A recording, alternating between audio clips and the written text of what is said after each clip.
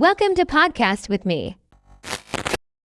In today's episode, I'm going to talk about another very useful book called Peak: Secrets from the New Science of Expertise. The authors are Andres Ericsson and Robert Poole. This book is about expertise. What does that mean? Expertise means being very, very good at something. An expert is not just someone who knows a little.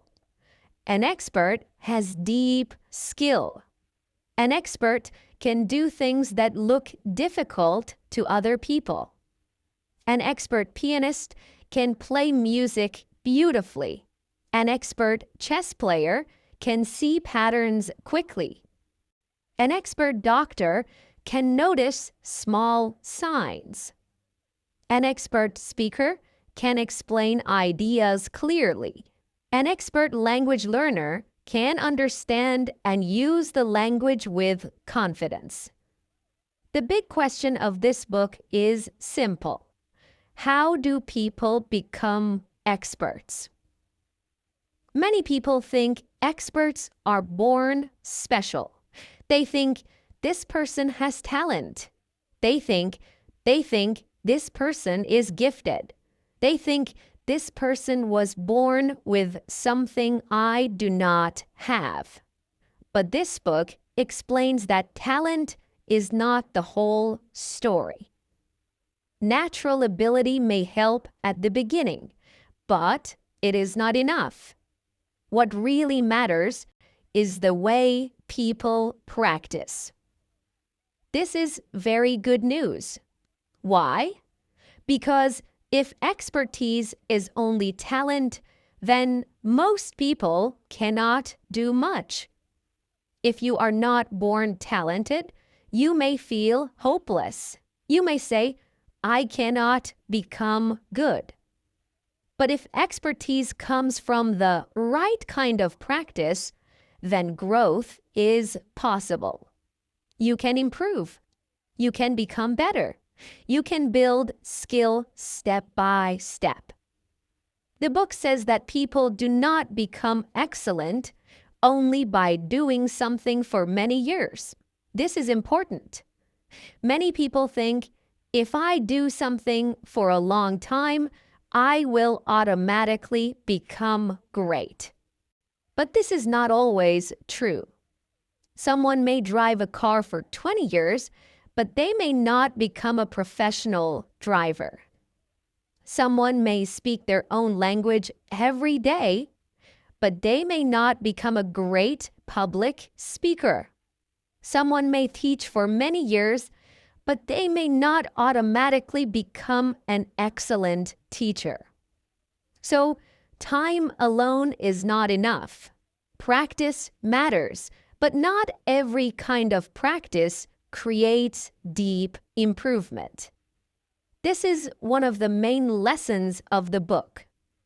There is normal practice and there is deliberate practice. Deliberate practice means careful practice with a clear goal. It means you do not only repeat the same thing again and again. You practice one specific skill. You push yourself a little beyond your comfort zone. You get feedback. You correct mistakes. You repeat again. You keep improving small parts. This is very different from simple repetition. For example, imagine a language learner. They listen to English every day while doing something else. This is useful. It gives exposure. Exposure means contact with the language. But if they want to improve speaking, they also need focused speaking practice. They need to practice answering questions. They need to notice pronunciation. They need to repeat useful sentences. They need feedback. They need to speak, listen, correct, and try again. That is closer to deliberate practice. The book explains that experts do not only practice more, they practice differently. They practice with attention. They practice with a clear purpose. They practice the parts that are difficult. They do not only do what is easy and comfortable, they work on weaknesses. This can feel uncomfortable. Nobody loves feeling weak. Nobody loves seeing mistakes. But mistakes show us what to practice next. A mistake is not the end. A mistake is information. It says, look here, this part needs work. For English learners, this is powerful. If you cannot pronounce a sound, that sound is your practice area. If you cannot answer questions quickly, quick answers are your practice area. If you forget vocabulary when you speak, using vocabulary in sentences is your practice area. If listening is hard, slow listening and repeated listening are your practice area. Do not run away from the difficult part. The difficult part is often the door to improvement. This book also teaches us that the brain can change. When you practice in the right way, your brain builds better connections. Your mind creates better patterns. Your body learns better movements. Your ears become sharper. Your eyes notice more. Your hands become more controlled. Your voice becomes more confident. This is not magic, it is training. A beginner and an expert do not see the same thing. A beginner sees many separate pieces. An expert sees patterns. A beginner musician sees many notes. An expert musician hears meaning in the music. A beginner language learner hears a fast group of sounds. An advanced learner hears words, phrases, rhythm, and intention. A beginner chess player sees separate pieces. An expert chess player sees the whole pattern. Experts have strong mental pictures inside their minds. The book calls these mental representations. We will talk more about this later, but for now, you can think of a mental representation as an inner map, a map inside your brain. An expert has a better map. Because the map is better, they understand faster, they decide faster, they perform better. But this map is not born perfect. It is built through practice. This means your English map can become better. At first, English may feel like a big forest. You do not know where to go. You hear words, but they disappear quickly. You know grammar, but speaking is slow. But with repeated practice, your map becomes clearer. You recognize sentence patterns. You understand common phrases. You hear pronunciation more easily. You know how to begin an answer. You know how to continue. This is expertise growing. So the first message of this episode is simple. People become really good through the right kind of practice. Not only talent, not only time, not only motivation, the right practice. If you want to improve English, do not only ask, how long did I study? Ask, how did I practice? Did I focus? Did I repeat? Did I correct? Did I get feedback? Did I practice the part that is difficult? Did I return again tomorrow? These questions, my friends, matter. They are important. The book gives us hope, but also responsibility. Hope because we can improve. Responsibility because improvement needs real practice. We cannot only dream. We cannot only watch videos.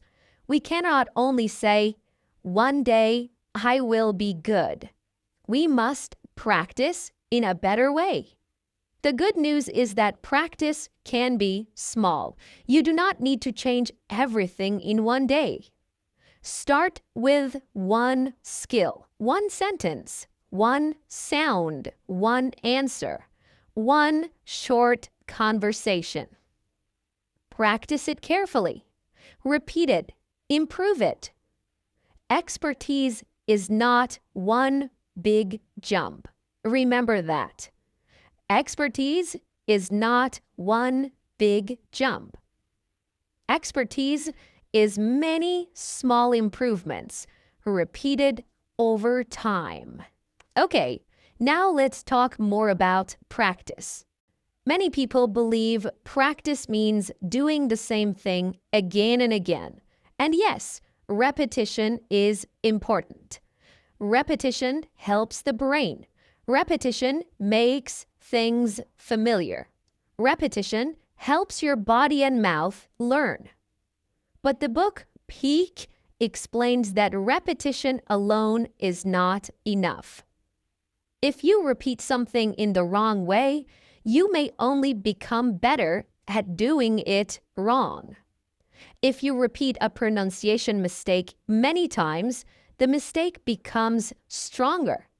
If you repeat unclear speaking habits, they become normal. If you always practice easy things, you may stay at the same level. So the question is not only, do I practice? The better question is, what kind of practice am I doing? The book explains different kinds of practice. The first kind is simple practice. You do something again and again. For example, you play a song many times. You read a text many times. You listen to English many times. This can help, especially at the beginning. But after some time, simple practice may not be enough. The second kind is purposeful practice. Purposeful means it has a clear purpose. You know exactly what you want to improve. You are not just doing the activity. You are working on one part of the activity. For example, if you are learning English, you say, "I will practice speaking." That is general. It is not very specific. But if you say, "I will practice answering questions in the past tense," that is more specific. If you say, "I will practice a specific sound in words like thank, three, and thanks," that is specific. If you say, "I will practice speaking for 1 minute without stopping," that is specific. If you say, "I will practice using 5 new phrases in sentences," that is specific too. Specific practice is stronger because your attention is clear. Attention is very important.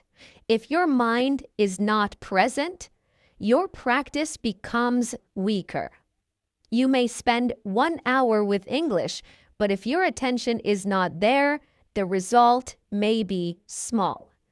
You may spend 15 minutes with deep attention, and the result may be better. So we need focused practice. Focused practice means you are awake. You listen carefully. You notice mistakes. You try again. You compare your speech with a model. You ask, "What can I improve?" You do not practice like a machine. You practice like a learner. The book also says that good practice needs feedback. Feedback means information about your performance. It tells you what is working and what is not working. Without feedback, it is hard to improve because you may not see your mistakes. A piano student needs a teacher to say, "Your rhythm is not steady." A tennis player needs a coach to say, "Your movement is late."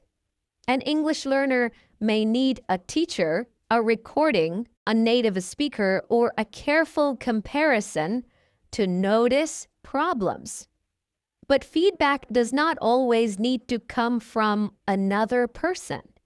Sometimes you can give yourself feedback. For example, record your voice. Listen again. Ask yourself, was my pronunciation clear? Did I pause too much? Did I use the right words? Did my sentence sound natural? Then try again. This is very useful for English learners.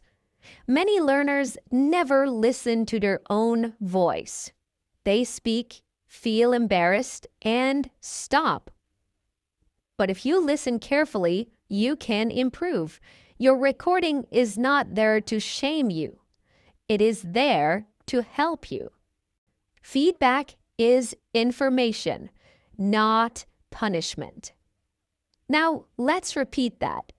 Feedback is information, not punishment. Another part of purposeful practice is pushing yourself a little beyond your comfort zone. Your comfort zone is the area where things feel easy and safe.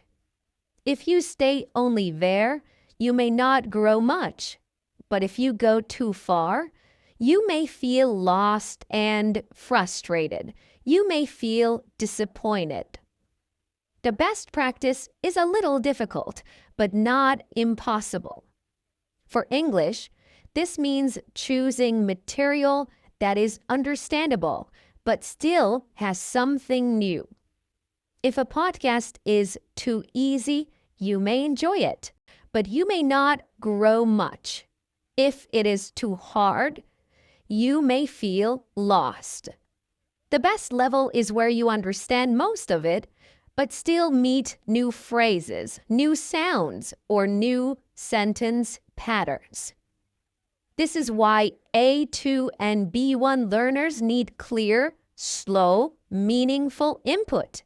Not baby English, not extremely difficult English, just rich, comprehensible English with useful repetition. When practice is too easy, you become comfortable. When practice is too hard, you become discouraged. When practice is just a little difficult, you grow. The book also explains that improvement often needs leaving automatic mode. Automatic mode means doing things without thinking. Once you can do something well enough, your brain wants to save energy. It makes the action automatic. This is useful for daily life, but it can stop improvement. It can stop learning. For example, after you can have simple English conversations, you may stop improving because you use the same sentences again and again. You say the same basic things. You avoid difficult grammar. You avoid new vocabulary. You stay comfortable.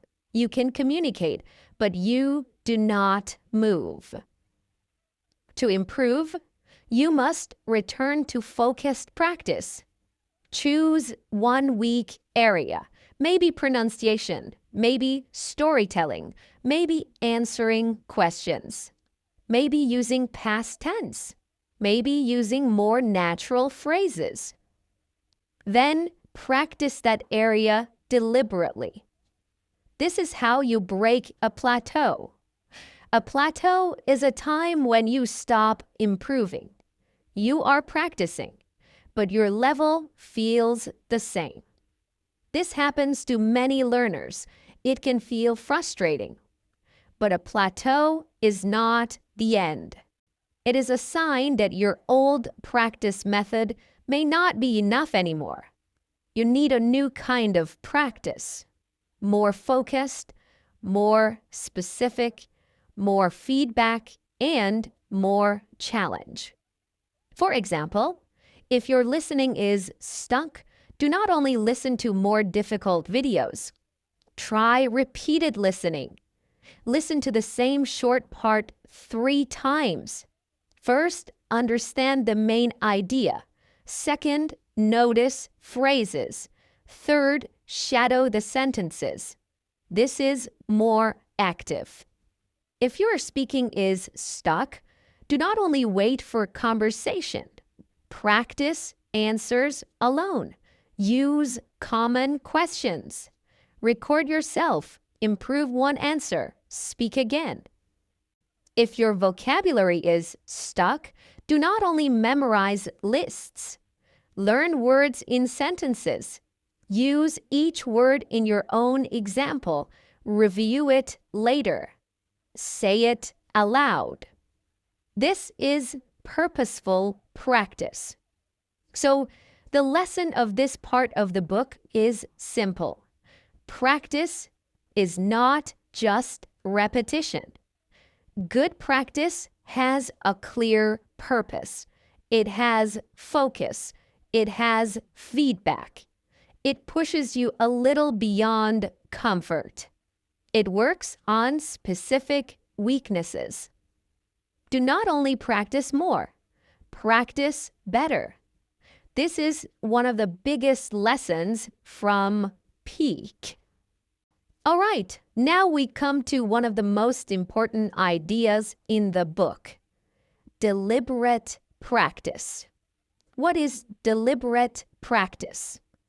Deliberate practice is the special kind of practice that helps people become experts. It is not casual practice. It is not just doing something for fun. It is not just repeating what you already know. Deliberate practice is careful, focused, and difficult in the right way. The word deliberate means intentional. Intentional means you know what you are doing and why. You have a clear purpose. You're not just passing time. You are training. In deliberate practice, you choose a specific skill. You try to improve it. You get feedback. You correct your mistakes. You repeat. You continue until the skill becomes better. This kind of practice is often not easy. It can be tiring. It needs attention. It may not feel relaxing. But it works because it forces the brain and body to adapt. To adapt means to change, to become better for a situation. For example, imagine a piano student. They did not only play a whole song from beginning to the end. They choose one difficult part, maybe only 3 seconds of music.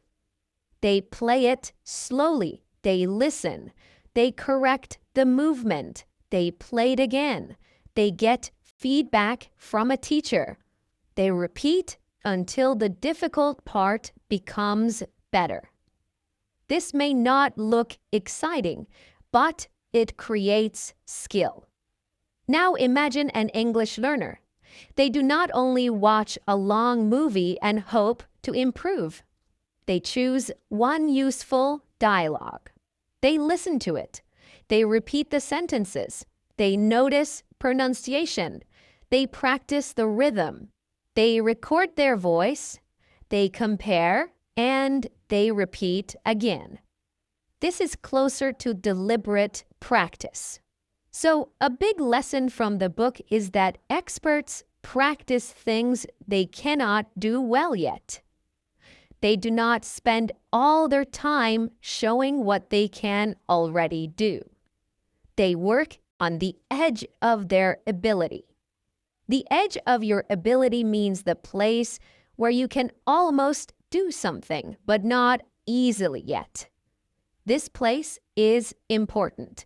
It is where growth happens. If something is too easy, you are not pushed. If something is too hard, you are lost. But if something is just beyond your current level, your brain must grow. For English learners, this means you need practice that is a little challenging. If you can speak for 30 seconds, try 45 seconds.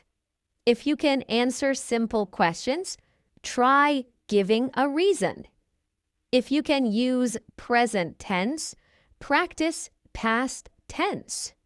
If you can understand slow English, try natural but clear English.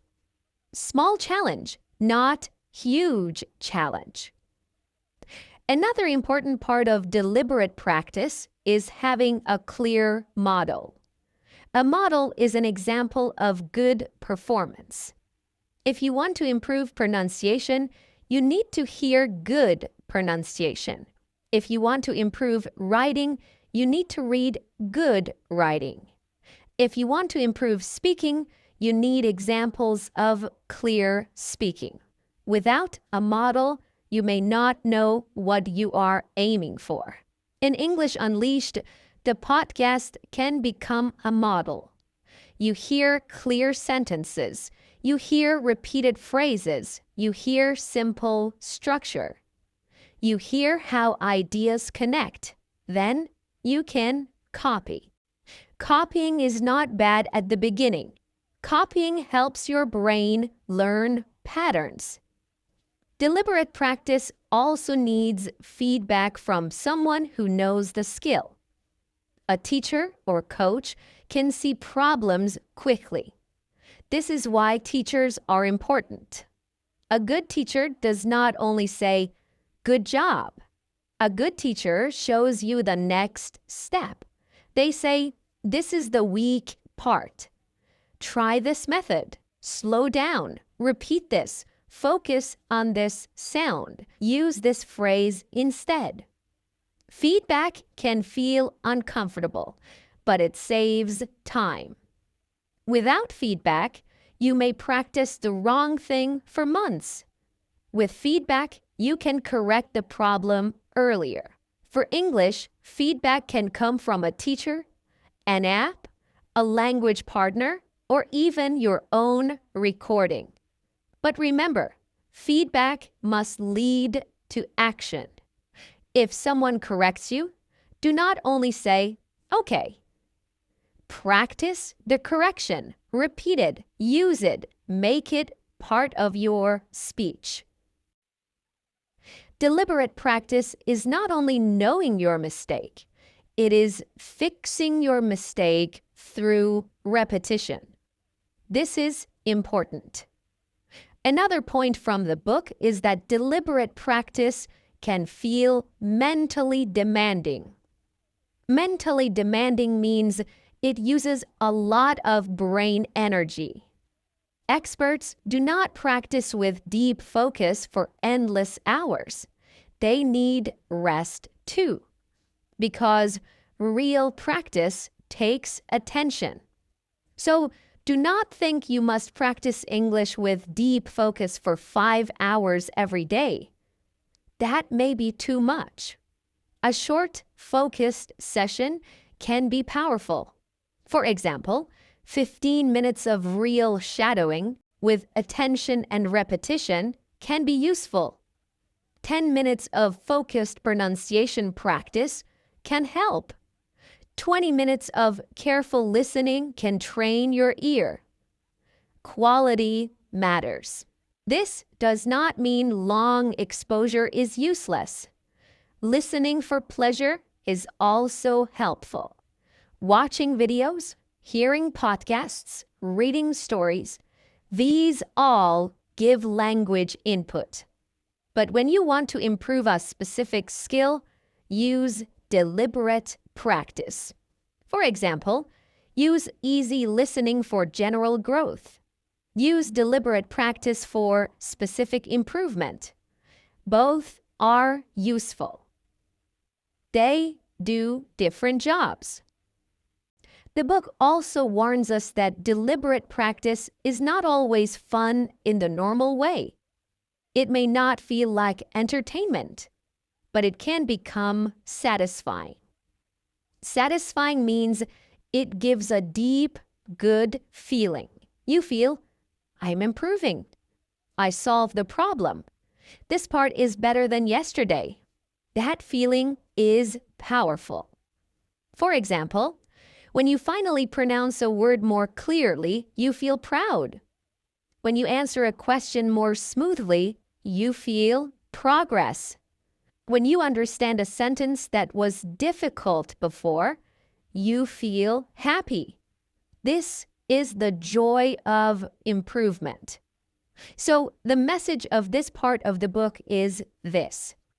Deliberate practice is focused, specific, challenging, and connected to feedback. It is the practice that builds real skill. It is not always easy, but it works. If you want to become better at English, choose one small area. Practice it carefully. Get feedback. Repeat. Improve. Then choose the next area. This is how skill grows. All right, now let's talk about a very important idea from the book. Mental representations. This phrase may sound difficult, but the idea is very simple. A mental representation is like a picture or map inside your mind. It helps you understand something. It helps you know what to do. It helps you see patterns. Experts have better mental representations than beginners. A beginner sees separate details. An expert sees the whole picture. A beginner often feels lost. An expert knows what matters. A beginner may need to think about every small step. An expert can understand quickly because their inner map is strong. Let's use a simple example. Imagine a chessboard. A beginner sees many pieces. They may think, this piece is here, that piece is there. But an expert chess player sees patterns. They see danger. They see possibilities. They see plans. They understand the position quickly because they have seen many similar patterns before. Now think about English listening. A beginner hears a stream of sounds. It may feel too fast. They hear something like noise, but a stronger learner hears chunks. A chunk is a group of words that often go together. For example, I don't think so. Let me think. I'm not sure. That makes sense. A beginner may hear separate words, but an experienced learner hears these as whole phrases. That is a better mental representation. The more useful patterns you have in your mind, the easier English becomes. This is why learning phrases is so powerful. Do not only learn single words. Learn words inside sentences. Learn chunks. Learn common structures. These become part of your inner map. For example, instead of learning only the word improve, learn, I want to improve my English. My listening has improved a lot. This habit helps me improve. Now the word is connected to real use. Your mind knows where it belongs. Mental representations also help with speaking. If you have no structure in your mind, speaking feels hard. You think, what should I say first? What should I say next?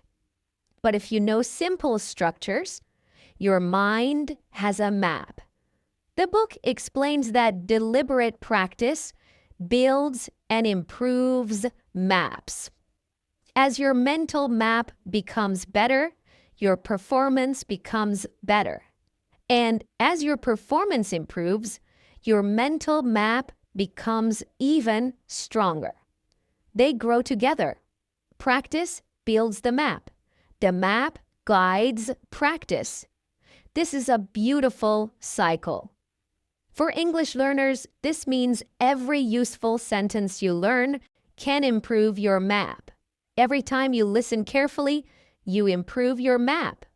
Every time you compare your pronunciation with a model, you improve your map. Every time you speak and correct yourself, you improve your map. Your brain is not empty. It is building a system. At first, the system is simple. Later, it becomes rich. This is why repetition matters so much. You need to meet patterns many times. One time is not enough. If you hear a phrase once, you may forget it. If you hear it 10 times, it becomes familiar. If you use it in your own speech, it becomes stronger. If you hear it in different situations, it becomes part of your map. All right, now let's talk about talent. Talent is one of the most common ideas people talk about when they talk about success. They say, she is talented. He has a gift. That person was born for this. Sometimes this is true in a small way. People are different. Some people may start faster. Some people may have a good ear for music. Some people may have a strong memory. Some people may learn movement quickly. But the book explains that talent is often misunderstood. We often see the final result, but we do not see the years of practice behind it. We see a great musician on stage, but we do not see the slow practice. We see a fluent speaker, but we do not see the hours of listening and speaking. We see an athlete win, but we do not see the training. We see a successful creator, but we do not see the failed attempts. When we only see the result, we say talent, but the real story is usually much longer.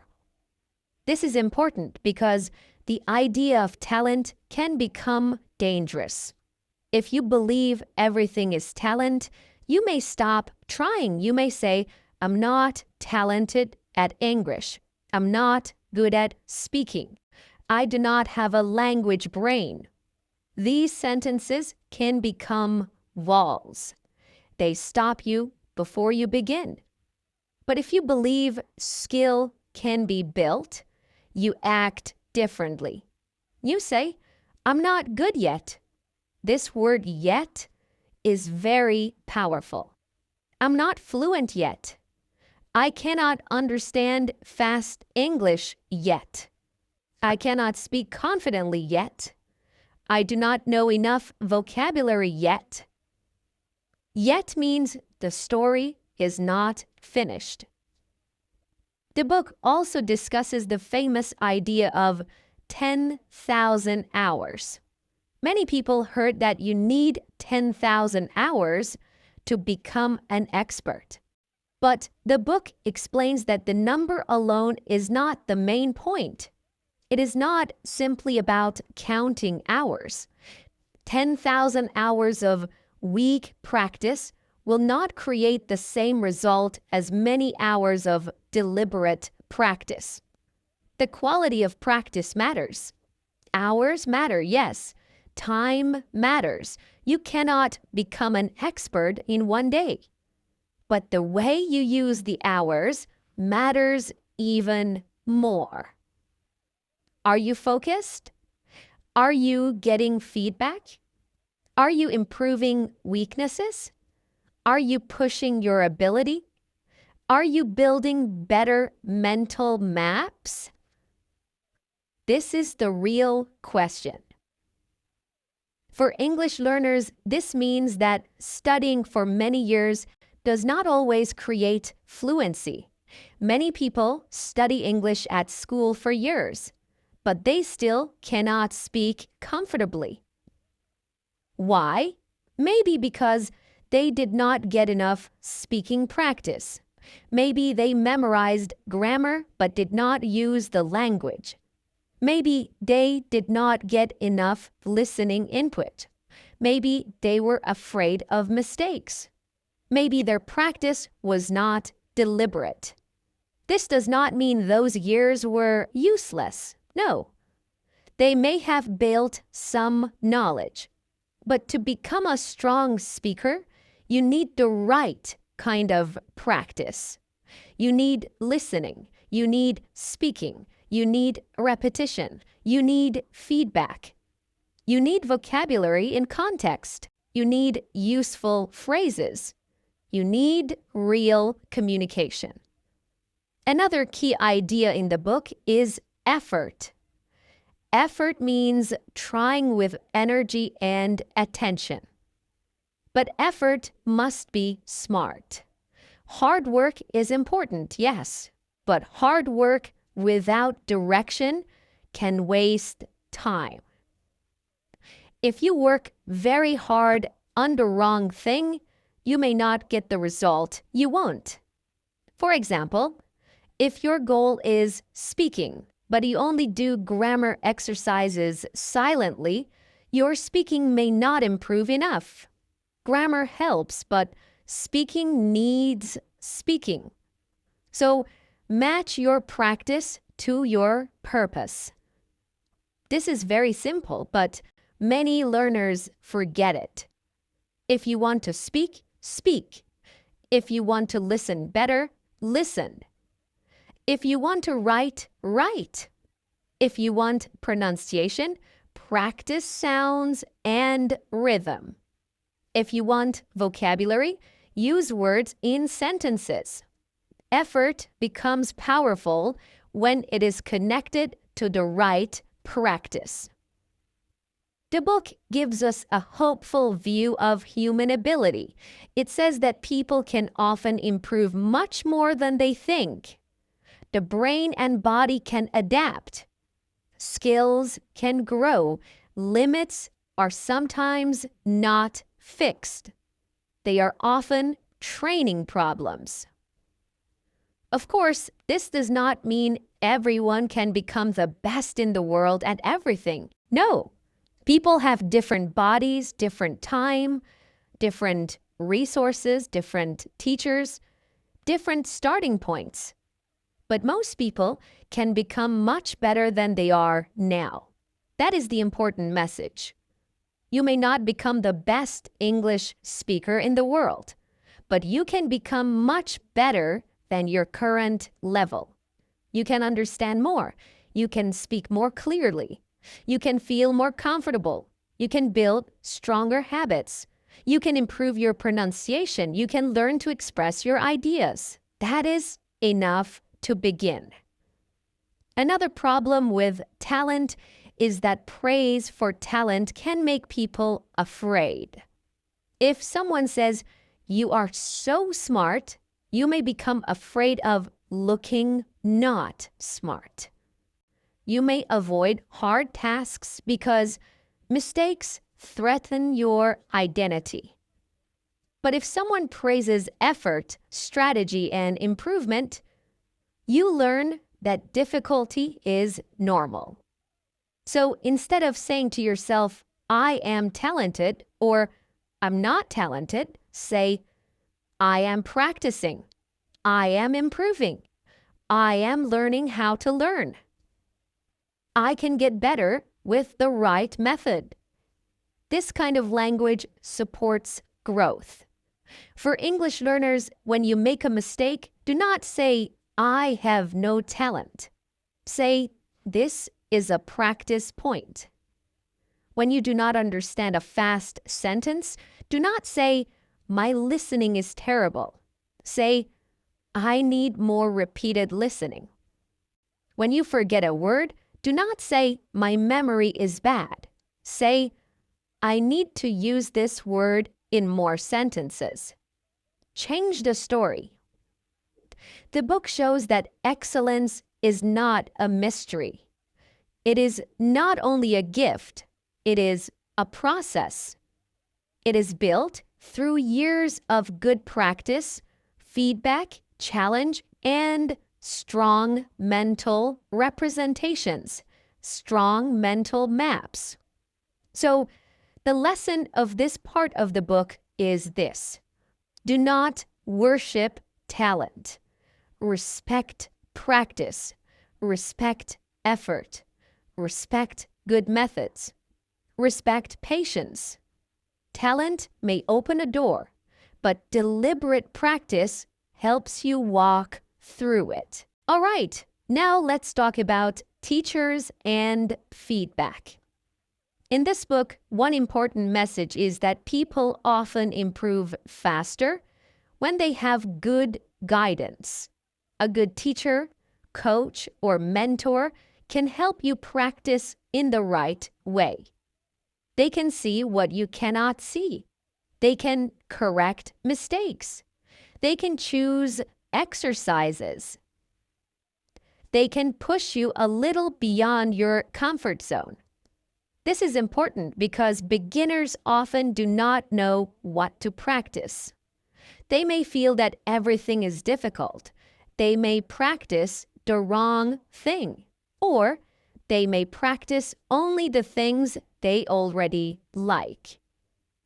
A good teacher says, focus here. This saves time. For example, an English learner may say, I need more vocabulary, but a teacher may notice that the real problem is not vocabulary. Maybe the learner knows many words, but cannot use them quickly. So the teacher says, let's practice sentence patterns. Or maybe the learner says, my grammar is bad. But the teacher notices that pronunciation is the main problem in communication. So they focus on sounds and stress. Feedback helps you see the real problem. This is why expert guidance can be powerful. But a teacher is not a magician. A teacher cannot improve for you. A teacher can guide, but you must practice. A teacher can correct, but you must repeat. A teacher can show the path, but you must walk. This is a very important balance. Do not expect a teacher to do the work for you, but also do not think you must do everything alone. Good guidance plus serious practice creates strong results.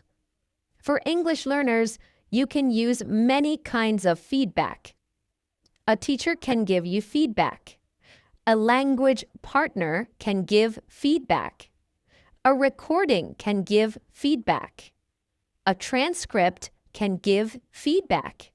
Even subtitles can help you check what you missed. For example, listen to a short audio without subtitles. Try to write what you hear. Then check the transcript. What words did you miss? What sounds were unclear? What phrases were too fast? Now listen again. This is feedback. Here is another example. Record yourself answering a question. Then listen again. Did you speak clearly? Did you use the right tense? Did you repeat too much? Did you stop too often? Choose one thing to improve. Then answer again. This is feedback. Specific feedback shows the next step. If feedback is too general, ask, what exactly should I improve? Can you give me one example? What should I practice next? This turns feedback into action. The book also explains that experts need teachers too, especially during training. Even very talented people benefit from coaches. Why? Because when you are inside your own performance, you cannot always see clearly. Someone outside can see details. A pianist may not hear that their rhythm is slightly uneven. A speaker may not notice that they speak too fast. A language learner may not hear that a sound is unclear. A writer may not see that a paragraph is confusing. Feedback gives another view. But feedback can be emotional. Sometimes it hurts. When someone says, "This needs improvement," we may feel embarrassed. We may feel defensive. We may think, "I'm not good enough." This is normal. But we need to learn to separate feedback from identity. Feedback about your skill is not a judgment of your value. And this mindset is very important. A strong learner receives feedback and uses it. They may feel uncomfortable, but they do not collapse. Collapse means fall down emotionally. They say, "Okay, this is useful. I know what to practice." For English, feedback can become a plan. If the feedback says you pause too much, practice short answers every day. If the feedback says your pronunciation is unclear, practice shadowing. If the feedback says you translate too much, learn more phrases and chunks. If the feedback says your answers are too short, provide giving reasons and examples. So feedback gives direction. Another idea is that you should not practice everything at once. If you receive too much feedback, choose 1 or 2 points. Practice those. When they improve, move to the next. Too much correction at the same time can feel heavy. Small focused improvement is better than trying to fix everything immediately. For example, this week you focus on sentence stress. Next week, you focus on past tense storytelling. The next week, you focus on giving example. This is manageable. Manageable means you can handle it. A good teacher also helps you design practice. They do not only explain, they give exercises that stretch your ability. Stretch means push gently. Not too easy, not impossible, just challenging enough. For self-study learners, you can design your own practice too. Choose a model. Choose a small part. Repeat, record, compare, correct, and then repeat again. This simple cycle is very powerful. Model, practice, feedback, correction, repeat. Use this cycle again and again. So the message of this part is clear. Feedback helps you improve faster. Teachers and coaches can guide you, but you must use the feedback through practice. Do not fear correction. Correction is part of growth. A mistake shows you the next exercise. Feedback shows you the next step. And the next step is where improvement begins. All right, now let's bring everything together. This book is about how people become excellent. It teaches us that expertise is not just talent. It is not just time. It is not just doing something again and again. Expertise comes from the right kind of practice. This is an encouraging message. It means you can improve more than you think. Your current level is not your final level. Your current English is not your final English. Your current speaking ability is not your final speaking ability. Your current confidence is not your final confidence. You can grow, but growth needs a method. So, the first lesson is that normal practice is not enough after a certain point. If you only repeat what is easy, you may stay at the same level. To improve, you need focused practice. You need to choose a specific skill. You need to work on the weak parts. You need to try. You need to get feedback. You need to correct and repeat. This is deliberate practice. The second lesson is that improvement happens near the edge of your ability. Not too easy, not too hard, just a little difficult. That is the place where your brain works. That is the place where your skills grow. For English learners, this means you should choose practice that challenges you gently. If speaking for 1 minute is easy, speak for 2 minutes. If you can understand slow English, try slightly more natural English. If you know simple answers, practice giving examples. If you know single words, practice full phrases. The third lesson is that experts have better mental maps. They have stronger inner maps. These maps help them understand quickly and perform better. The next lesson is that improvement takes time. It takes attention. Deliberate practice is not always easy. It can be tiring. It needs focus. But even short practice sessions can create progress if you repeat them regularly. If you want better listening, do not only listen once. Choose a short audio. Listen several times. First, understand the general meaning. Second, notice phrases. Third, check difficult parts. Fourth, shadow the sentences. This is better than jumping from one video to another without focus.